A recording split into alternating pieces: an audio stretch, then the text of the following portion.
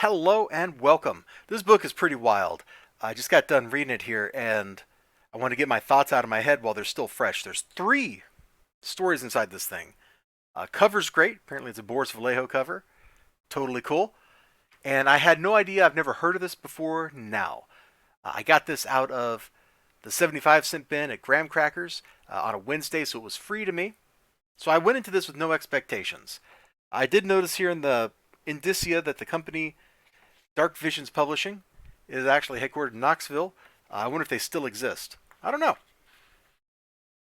So the first story here is two people journeying through hell. They're like on the back of this giant whatever. It turns into like a giant bug later in the story, which is really cool. One of them,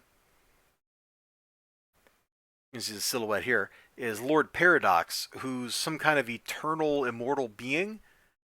The other is Cain, the biblical Cain, you know? And just like Vampire the Masquerade, the vampires claim descent from Cain. So they claim to be Cainites. Um, kind of cool. And this whole section goes into like the cosmology of the world, setting up how strong the evil guys are, talking a lot about them. Lord Paradox, apparently, I'm guessing that's who the book's named after. Paradox, that guy. He apparently has like some kind of decisive role, which makes sense because he's the main character. And so there's just a lot of really heavy conversation and a lot of really grotesquerie, really cool looking art in this section. Like we're just gonna kind of show that there so you can kind of see it. Like we definitely got like some Cinnabite kind of influence going on. And just from that perspective of just looking at the art, it's pretty cool looking. Like I'm just being honest, it looks pretty cool. The story material itself kind of overwrought, very heavy. It's like that 90's kind of extreme that you can only ever really have gotten in the 90's. You know, it's oft been copied, but never duplicated. You know what I mean? It's kind of fun. Very indies, very extreme. Definitely like chasing after a lot of the same stuff that Vertigo books were doing. Look at some of this stuff. Like it just looks great, don't it? So the art just looked totally cool. And that's the first story. And it kind of ends off in the middle of that. The second story is about a lady who is apparently a vampire, one of Cain's children or descendants or whatever. And she's like wrestling with the reality of what she is.